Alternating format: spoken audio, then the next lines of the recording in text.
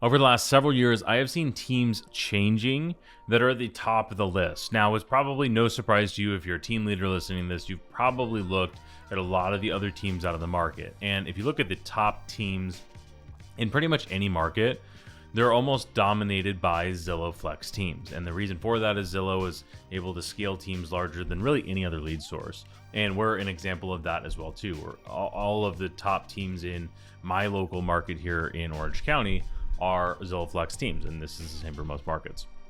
So this isn't a conversation on Zillow. What it is a conversation on is the future of what real estate teams are likely going to look like. So that's what we're going to talk about in this episode. But if you're new to the channel or new to watching this, my name is Christian. I'm a team leader and owner of Onyx Homes. We're a real estate sales team that's helped over 770 million in sales volume, hundreds of people just since year 2020.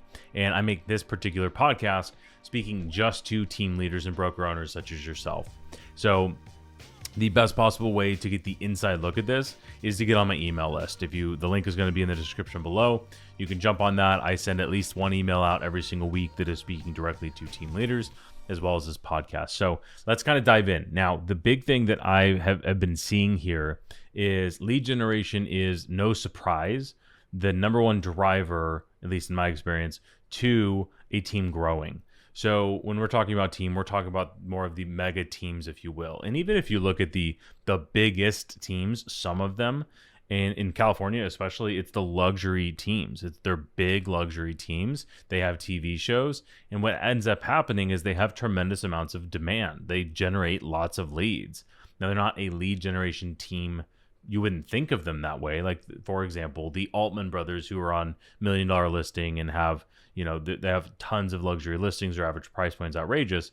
They are a lead generation team. That is why agents join them, is to get the luxury side, but they also want the opportunities for open houses and all that stuff. Now, that's not the topic necessarily for this episode.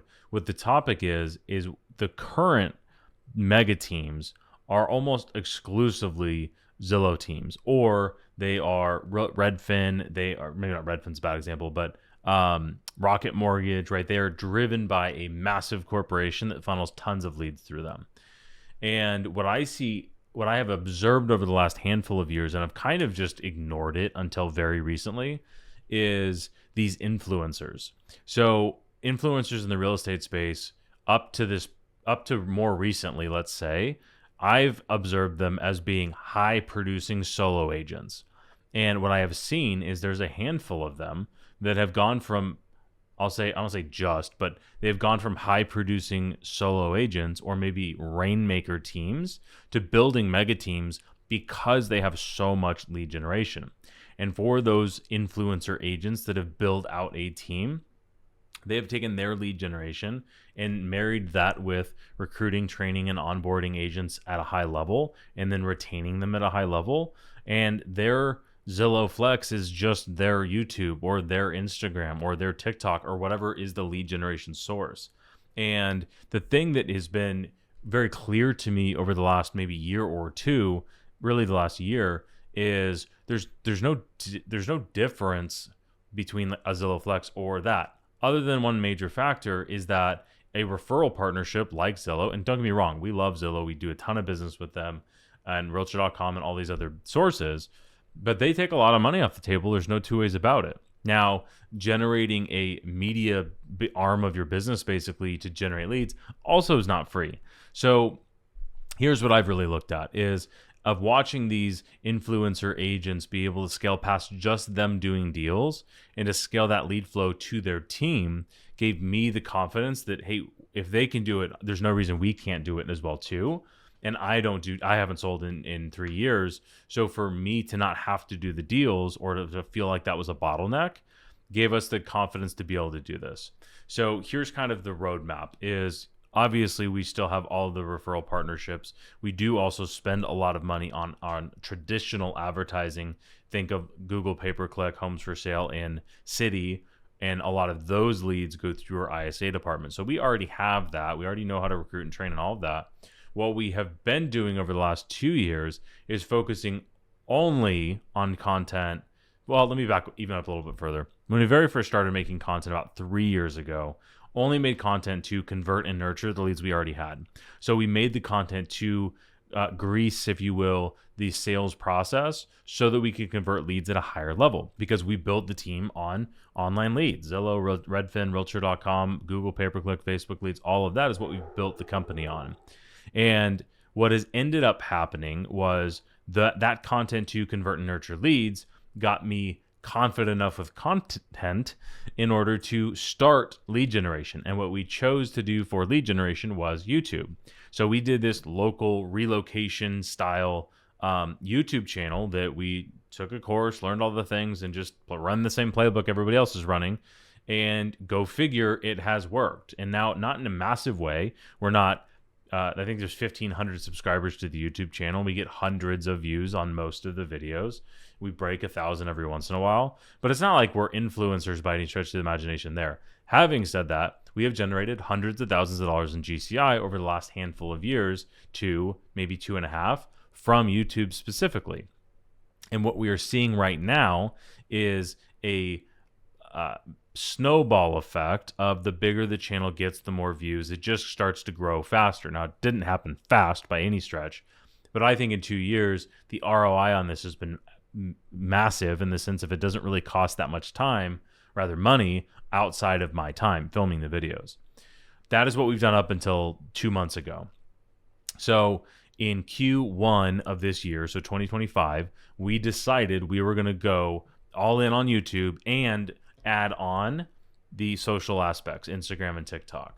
So going all in on YouTube meant that we're going to continue doing what we were doing and dial it in to do a little bit better, add one more video per week. We added all of social for Instagram and TikTok as the major focus.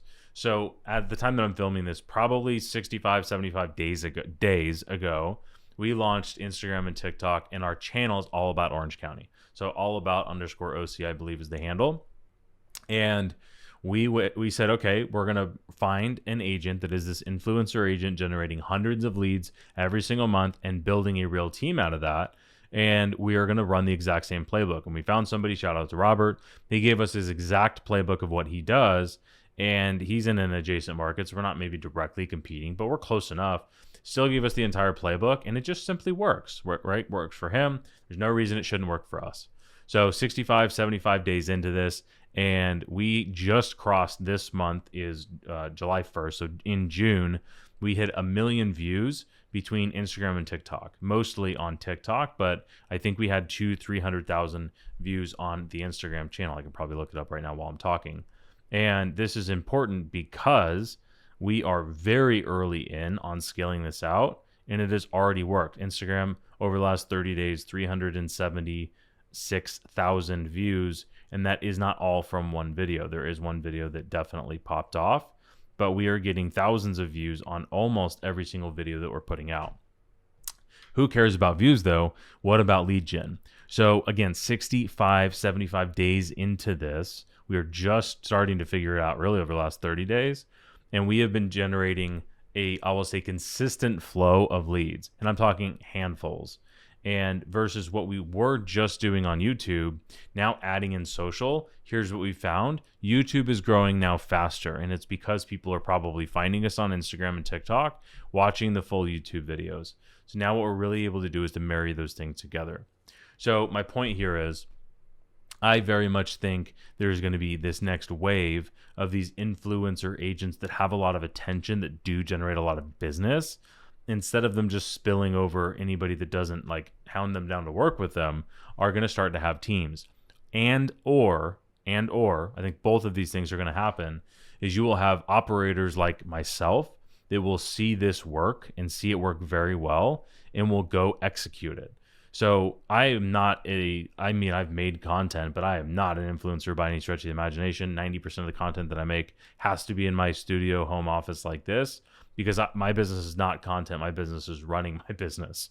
So and I'm also not in production. So we lose all of that potential content. My point is, I know that we can go find a playbook and then execute it better than most other people are going to do it. And that's what we've done, is we have more resources, and we know how to do a lot of volume. We know how to make things better. We know how to follow a playbook. So we're doing that, and we are seeing massive success. I don't say massive success. We're seeing massive momentum very fast. And we originally, when we started this, we said we did not plan to get anything out of it for 9 months. And being 60, 75 days in, we probably already have 2 or 3 transactions that are going to come from this, which from our price point and our numbers is going to be $50,000 to $75,000 in GCI within the first couple of months. And if that happens every single month, this is going to change our business dramatically. So the 2 things that I think we're going to see happen is we're going to see more of these influencer agents that have figured out how to get attention and are generating leads from that attention. Think views in social media.